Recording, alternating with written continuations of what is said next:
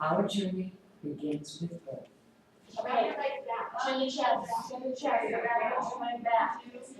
Great. Keep pushing, that baby is right there. Take a cleansing breath. Keep breathing. It's right there. 5, 6, 7, 8. This is how all of our journeys begin.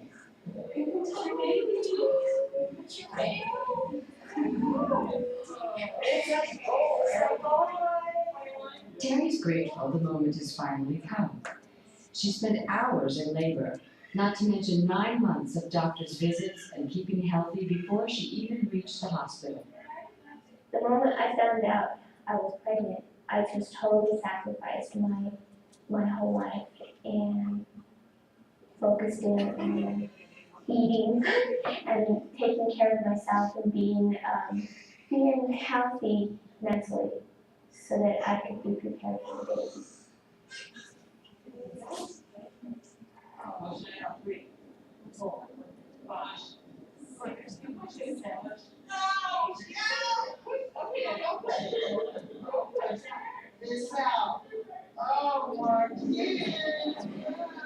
Immediately after birth, newborns might not look like the little bundle of joy mom and dad were expecting. The baby's skin is usually covered by a white, cheesy substance, which may even be spotted with blood, called the vernix caseosa. This protects the baby against infection. Luckily, the latest addition to the world can be easily cleaned up.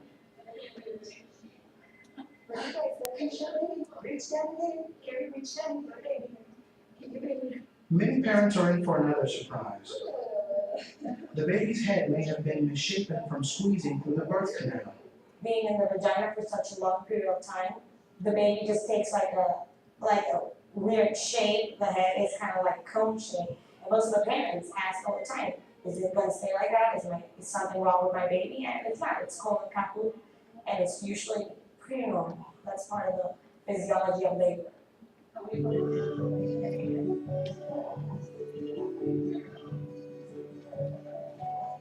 Straight after birth, the newborn is checked for anything that might need immediate medical attention. The most common method of assessing newborns is the Apgar scale. The newborn is given a score of 0, 1, or 2 for each of 5 vital signs: color, heart rate, muscle tone, respiration, and reflex responsivity. It's a way to know the fetal well-being into this new environment. We give them a score, and then in 5 minutes, we give them again another score.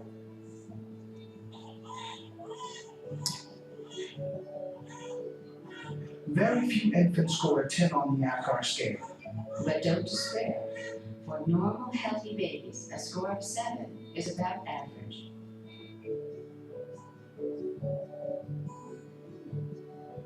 We all believe that bonding is good for the family and the baby. We have a suite delivery in which anybody in the family can come in. We start talking to them about breastfeeding, and they do bond a lot with their babies.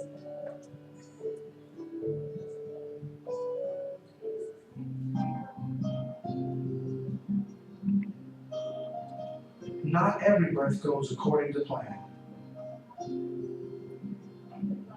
Some infants, like Alec and Taylor, are born too early, before 40 weeks of gestation. A premature or preterm infant is any baby born before the 37th week. Babies look like little tiny infants, but they are immature in their neurological function, and their skin has a slightly different appearance. The hair is more translucent. These babies just aren't equipped to deal with the outside world. It's these things that you can't see. It's immaturities in various organ systems that pose risks for preterm babies. There are risks in the central nervous system. There's immaturity of the lungs, the kidneys, the heart, the intestine. The most common problem is respiratory distress, and that's due to the immaturity of the lung. But all those other systems I mentioned can complicate the course of respiratory distress. Don't worry, Taylor. While in the hospital, babies like Alec and Taylor need constant medical attention. They lack strength and many reflexes and are extremely susceptible to infections and disease. Premature babies, for lots of reasons, lose more heat after delivery, and they don't have the same mechanisms for generating heat. Therefore, they're at risk for what we call hypothermia or low body temperature. Therefore, almost as soon as they're born, we dry them off, get rid of the extra water, amniotic fluid in their body, and then place them in an environment which is heat gaining. That's either use of a radiant warmer or an isolette. Premature babies are kept warm and supplied with oxygen to aid breathing. At feeding time, nurses or mom and dad supply the little one with specially fortified nutritional formula. Several factors can increase the risk of a preterm birth. If the mother is very young or has had several pregnancies close together, if she has had inadequate nutrition or medical care, or if she uses tobacco or drugs. Smoking is a cause of prematurity and low birth weight babies. Cocaine use is a risk of having a premature baby and also baby with complications. There are other reasons for having a premature baby, but a lot of the large categories relate to subclinical infections I talked about and to anatomic problems. We now know complications like vaginal infections and cervical abnormalities are a factor in many preterm births. However, there are many other causes that remain a mystery. There may be delays in establishing emotional bonds with the preterm baby. Those harried few weeks or months in intensive care tend to make these newborns less responsive and more irritable. Experts suggest parents should do all they can to be close to their children in the hospital. In the first few days of life, if they're very sick, all parents can do is really come by the bedside and they can watch and touch their baby, but they can't hold their baby at all. As the baby becomes less and less acutely ill, even if it still requires a lot of support, we try to have the parents hold their child on their chest with skin-to-skin contact.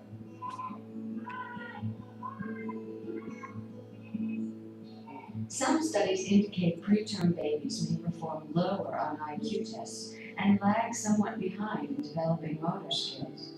But the good news is that despite trying introductions to the world, most preterm babies turn out healthy. Alec and Taylor, who weighed just over a pound each at birth, have grown into healthy, lively 4-year-olds.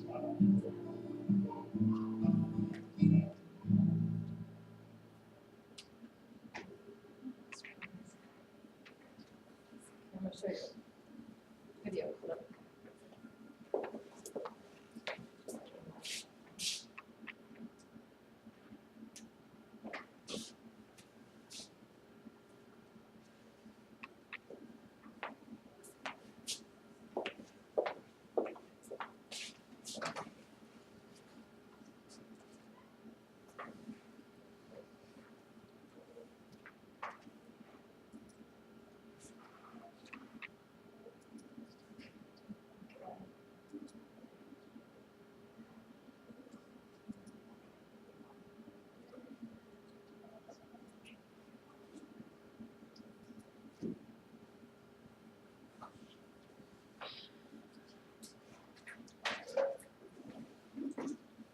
Had it pulled up and up.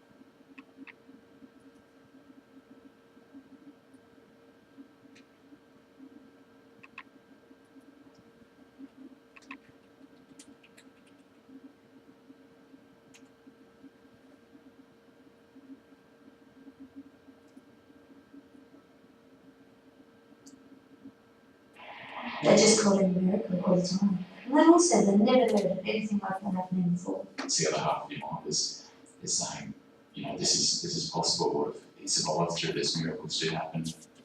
This is Jamie Ogg, a tiny little boy born at just 27 weeks, weighing just 1 kilo. A little boy who has defied all medical odds. His survival can only be described as a miracle. He should be dead. In fact, the doctor who delivered him pronounced him dead. Maybe he knew how much we wanted him for a long time. How lucky we've been wanted. Very, very lucky that we've got both of them. The 25th of March this year was both the best and worst day of Kate and David Ogg's lives. The day their eagerly awaited twins, Jamie and his baby sister Emily, were born. There'd been 3 days of labour, and then all of a sudden I'm there, and I was just waiting to be able. I knew I wouldn't be able to hold them because they were so small. The joy that we all held when they actually told us that it was a little boy. I wanted to throw cartwheels. But within minutes, the family's joy turned to sorrow when they learned baby Jamie was struggling to breathe. For 20 minutes, a team of doctors tried desperately to resuscitate him, but Jamie just didn't respond. He turned to look at me while his hands were still on the bed and said he'd chosen the name for his son. And we said his name was Jamie. He turned around with him and said yes. Said Jamie didn't make it, we'd lost him. And I just, my mouth fell open. I was just devastated. It's probably the best way to describe it. It's quite a shock like this. It's the worst feeling I've ever felt. Overwhelmed with grief, Kate and David were given Jamie for a cuddle, to hold and say goodbye to the son they believed was dead. It's normal practice, but what happened was far, far from normal. I unwrapped him from his blanket and he was very limp. It feels like you're going to drop him. His little arms and legs are just falling down away from his body, and I arranged him on my chest with his head behind. Although Jamie had no visible signs of life, he was occasionally gasping for air, a reflex the doctor had told the new parents to expect. So, with the support of the midwife and Kate's mother, Deanna Oxley, the couple did everything they could to soothe Jamie in his last minutes.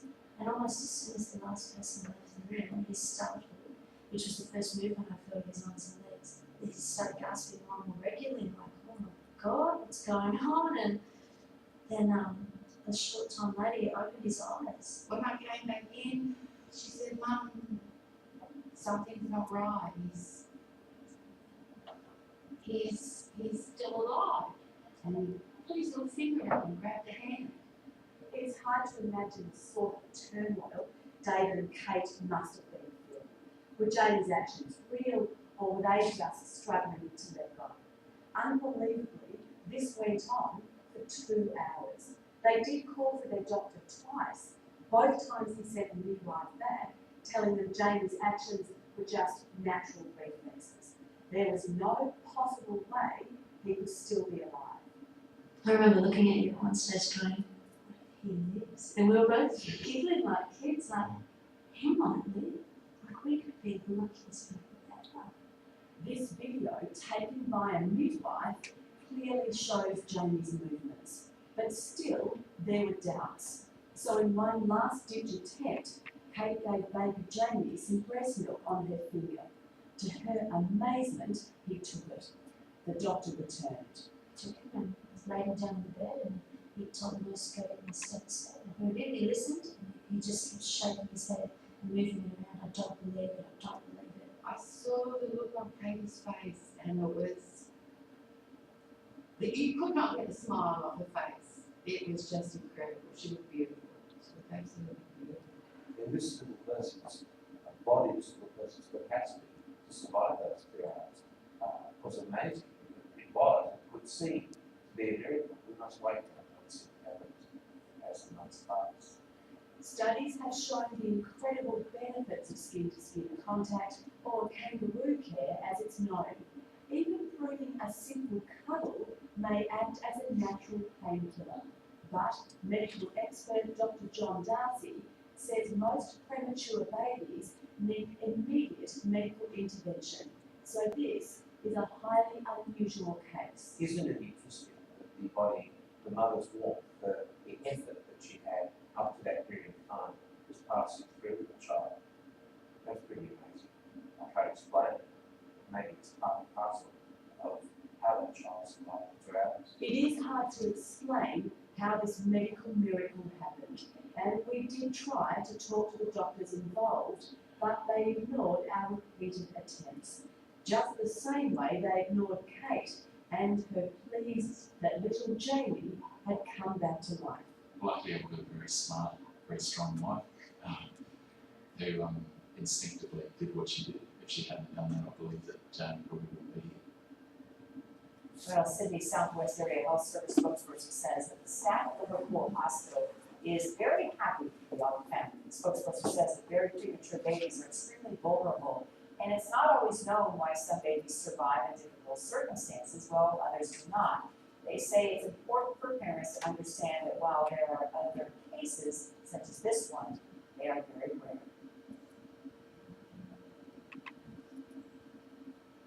Okay.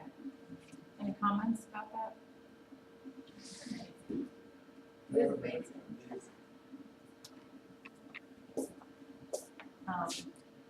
You did notice though that the baby that Jamie looked like he was a little bit delayed compared to the other baby that didn't have head control. But still, it makes you wonder how many other babies would have survived had they tried kangaroo care. And an amazing thing.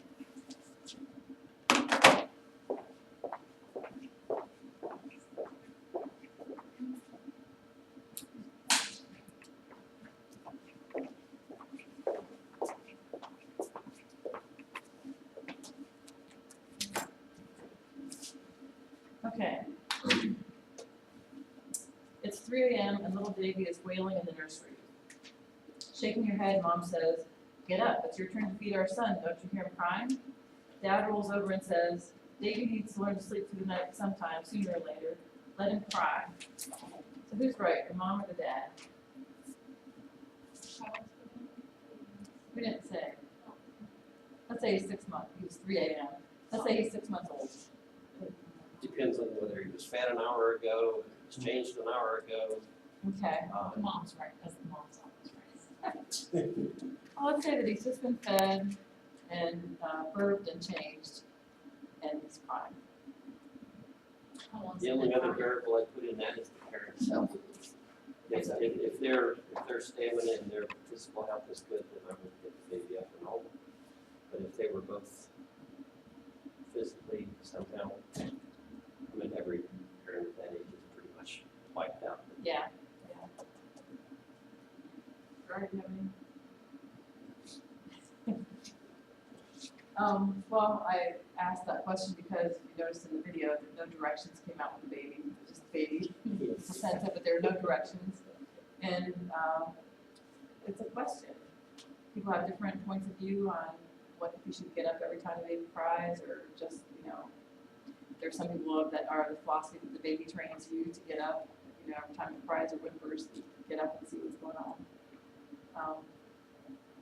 I kind of hold that second philosophy to some extent. Maybe not quite at that age, but I do believe that children can train their parents instead of parents training their children. Yeah. You know, A long time ago, we had friends in Columbus that were of the belief that babies are able, from the day they're born, to sleep through the night. Your textbook disagrees with that. I'm not promoting that. I'm just saying that there's different ways of looking at it. And so they had 4 kids, and they would feed on demand throughout the day. And they were very loving and attentive and very good parents during the day. But at night, they would put the baby like in the living room in a little bassinet thing, and they would close their bedroom door and turn on a fan.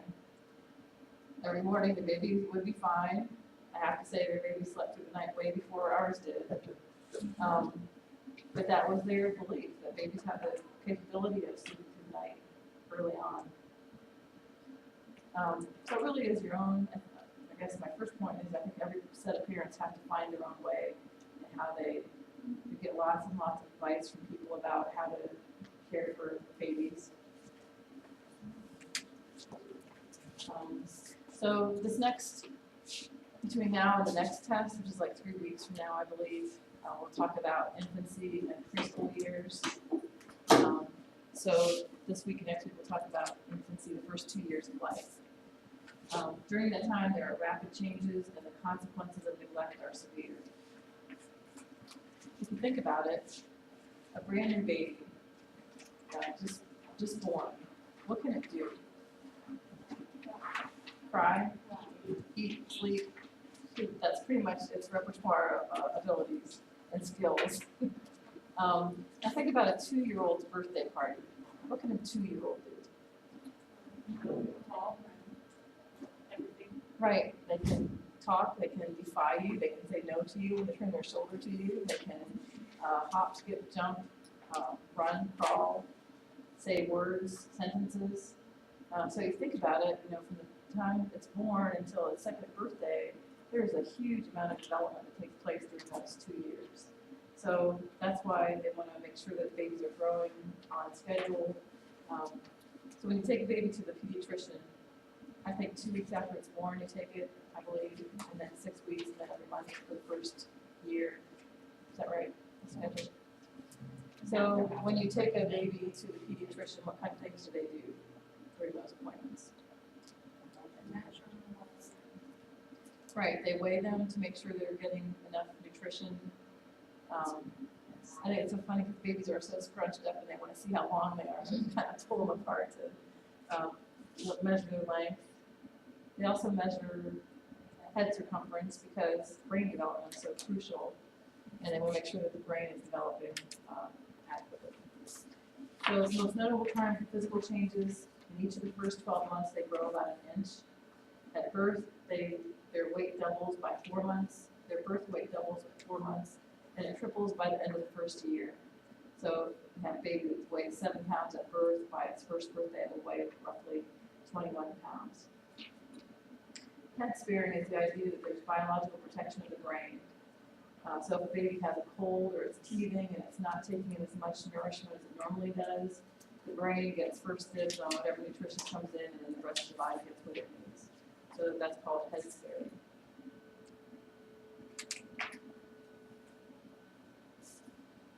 What do you know about babies and sleep, newborns and sleep? They do sleep a lot.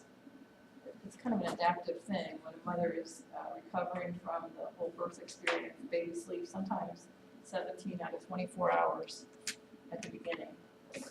Their rapid eye movement sleep declines, and their quiet sleep increases in about 3 months. Okay, there it is. The textbook says babies are too immature to sleep through the night, so my friends were all wrong. Even though I just have to say their kids turned out great. It was just their philosophy. Infant sleep patterns are influenced by brain waves, and parents carry good practices. So that just kind of shows you a chart of sleep patterns.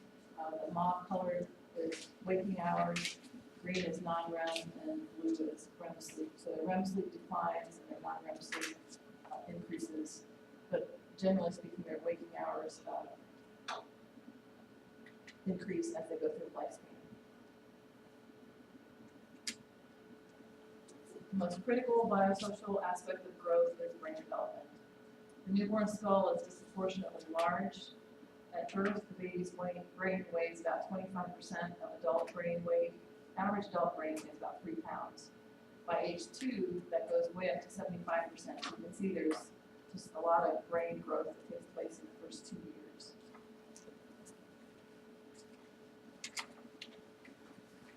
And that just is a comparison of the baby's brain compared to their height and weight.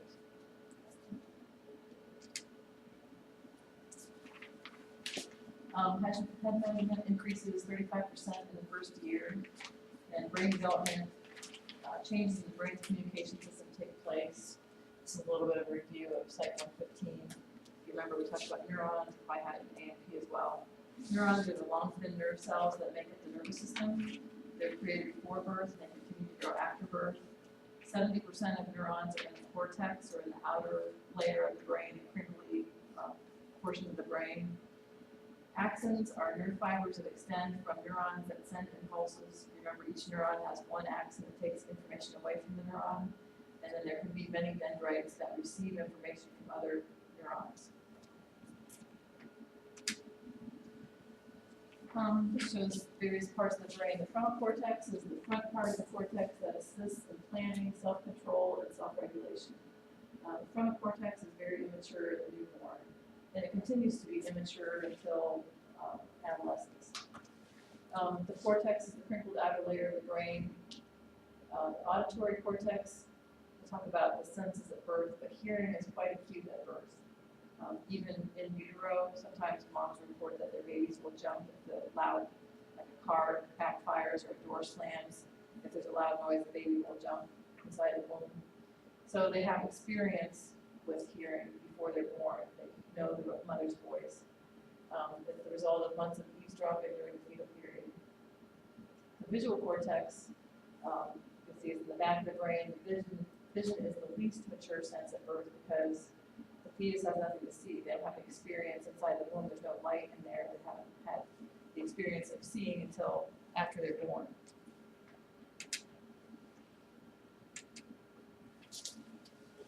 In your textbook, there's a section about self-righting, the inborn drive to remedy developmental deficits, literally to return to a sitting or standing upright after being tipped over. So maybe think wheels. People wobble, but they don't fall down, so I stick that up there.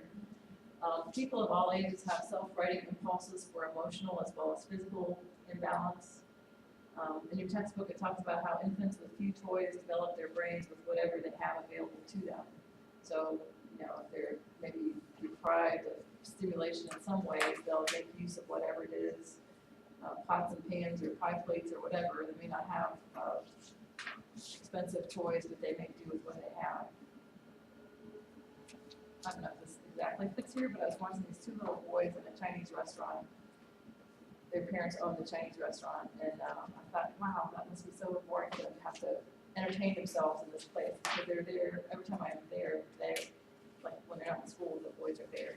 But they were fine. They were entertaining themselves. They had little cars. They were running along the rails of the. So, you know, even though we might think that they're not getting what they need, they're using what's available to them to learn and play and entertain themselves. Each neuron has a single axon that extends from it and leads to dendrites of other neurons at intersections called synapses. Axons and dendrites don't actually touch at the synapses.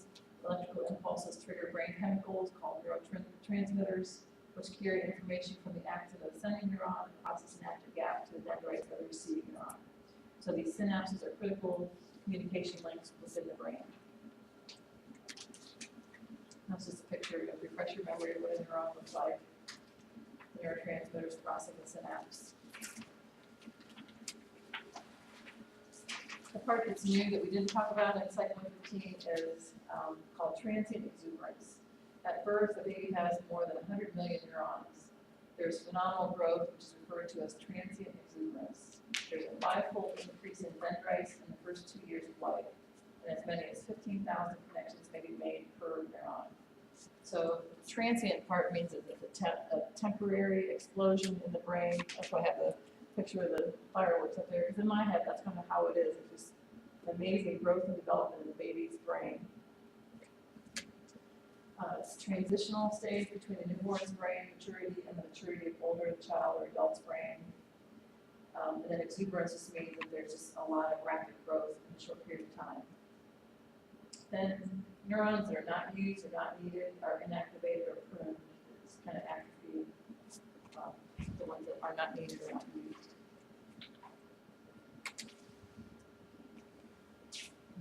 Remember, Piaget said that the very first stage of development is called the sensory motor period, during the first 2 years of life. And I just like this picture because it shows the sensory part of that, just how babies and children just like to experience different sensations, what things feel like, smell like, taste like, and so they experiment with various substances. Cognition develops between the senses and the motor skills. So babies learn and take information through what they see visually, what they hear, what they touch, taste, and through their motor skills. there's just a tremendous amount of development that takes place. You know, a newborn baby can't turn over, sit up, but by the end of the second year, or by the end of the first year, second birthday, they are, you know, climbing, running, jumping. They're hard to keep down. All senses function at birth. Sensation is the response of the sensory system, which when it detects a stimulus. So if you remember from Psych 115, sensation means taking in information through your ears or eyes, and then perception is making sense of it, organizing it, interpreting what it means. It begins in the brain and it requires experience. And then when you talk about cognition, cognition means thinking about what was perceived, making processing it.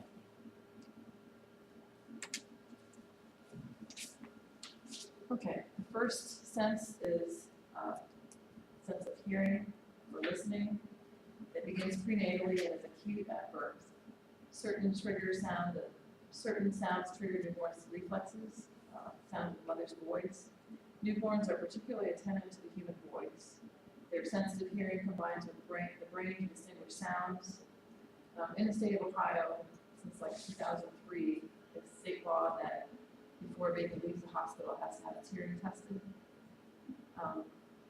which is a good thing because a lot of times if the baby has hearing loss or deficit, we didn't know about it until later.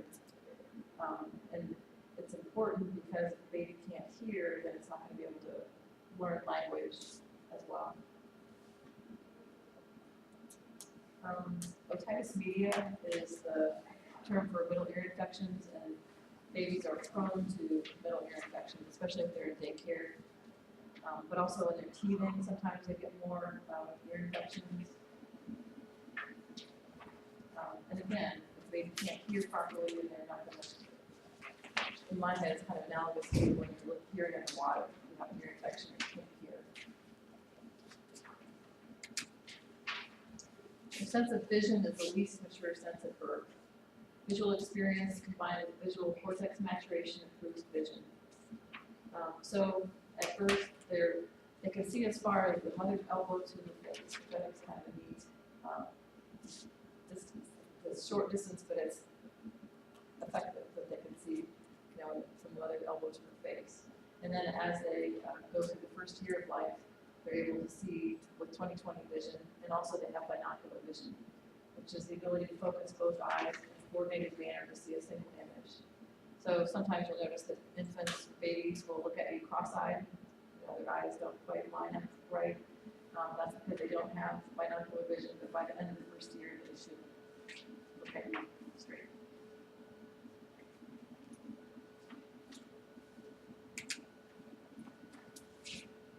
Their sense of taste is fairly well developed. It functions at birth.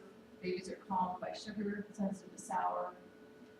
They also are comforted by human touch. There are some hospitals that offer massage classes for mothers to learn how to massage their babies. They're also able to feel pain. It's kind of interesting how we go through all these lengths to have natural childbirth and so the baby's not affected, and then we poke their feet and circumcise baby boys and do all kind of things to them that are really painful. Their early sensation is organized for social interaction and comfort. They also can have a fairly good sense of smell. They can distinguish between odors and they have preferences. They can smell their mother's milk, for example.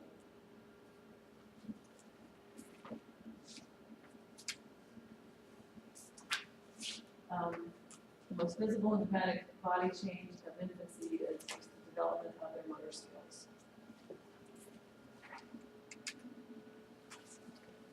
Babies are born with a number of reflexes. Some of the reflexes you may not think of as reflexes. For example, your textbook says that they have a reflex to maintain a steady oxygen supply, so a breathing reflex, to maintain body temperature, that if they are hot, they'll kick blankets off or whatever, and crying kind of warms them up.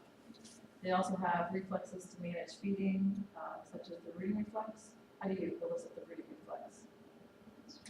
Yeah, you touch their cheek and they'll turn to whatever touches their cheek and suck on it. They also have a sucking reflex. You put your finger or paw or breast or anything in the baby's mouth, they'll suck on it. What else? What other reflexes Right, the startle reflex, also called the Moro reflex, if you allow noise or if you change it, the baby's position, it'll kind of flail arms and legs out, almost like you're trying to hold on to something. That's the Moro reflex. Any others that you know of? Put your finger in baby's palm, or grasp tightly, the grasping reflex. Yeah, the Babinski reflex is if you stroke the bottom of the baby's foot, their toes will fan out and then curl inward. They cry when their stomach is empty, they'll spit up if they've swallowed too much. They have a stepping reflex. If you put a baby's feet on a solid surface, they'll take little stepping motions. They have a swimming reflex. It makes me nervous if you've seen babies swimming underwater, but they just instinctively know not to breathe in the water, not to inhale when they're underwater. So reflexes are, by definition, they are involuntary movements to a stimulus or reaction to a stimulus. But they tell us if a baby is on track neurologically, developmentally. So if a reflex is not operating properly, like I know a baby that was born without a sucking reflex, so they had to develop a special bottle that it could suck on to accommodate the baby. So it's kind of a way of letting us know that the baby's developing normally.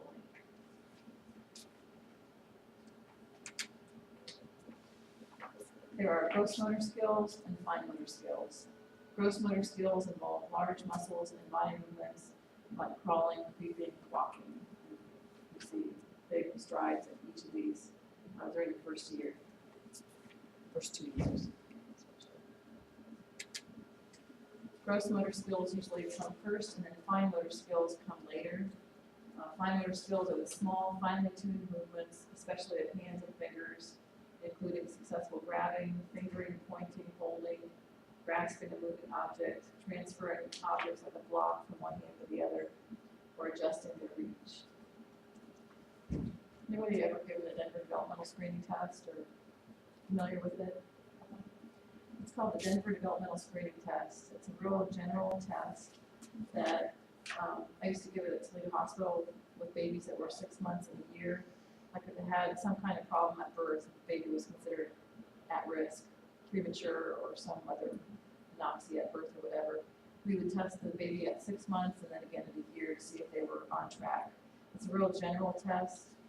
But they stay on the same path or curve. I think Yeah. they just got exposed to this and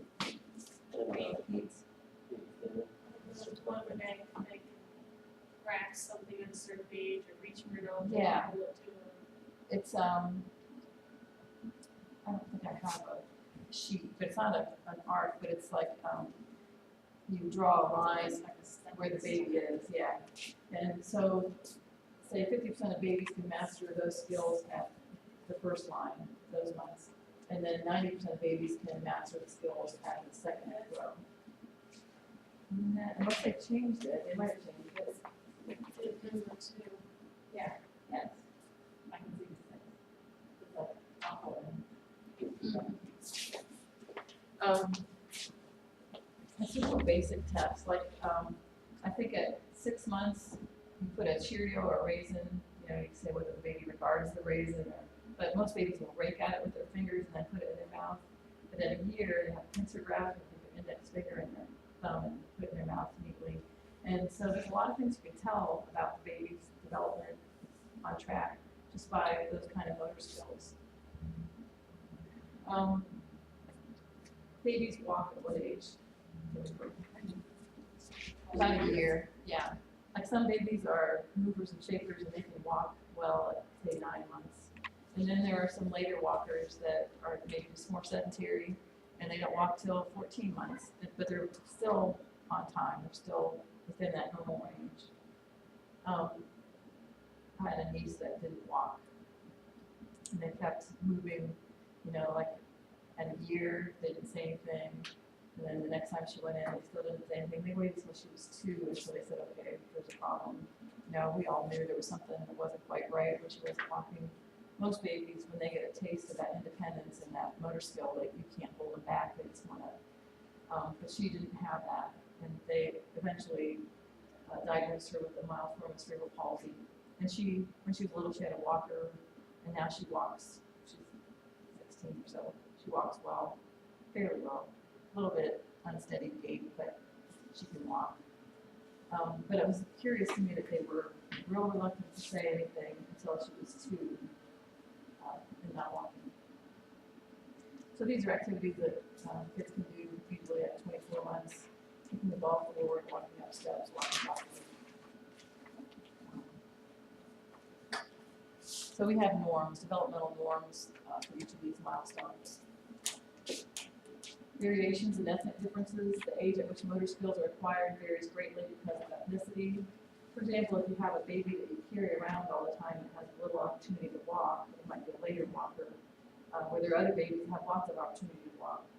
Inherited factors, there are genetic differences. If you ever watch little kids play like t-ball or something, you can just see that there are some kids that just get it. They just are fast and they get to the goal of the game or whatever, and then there are other kids that are just a little bit behind. Doesn't mean that, you know, the early one is going to be an Olympic athlete later on. But there are inherited genetic differences. Patterns of infant care also affect rate of maturation and individual rate. You know, I think kids are just on their own track, they're on their own path at various times. It's time for a break. Okay, let's take a break and come back and talk about immunization and breastfeeding.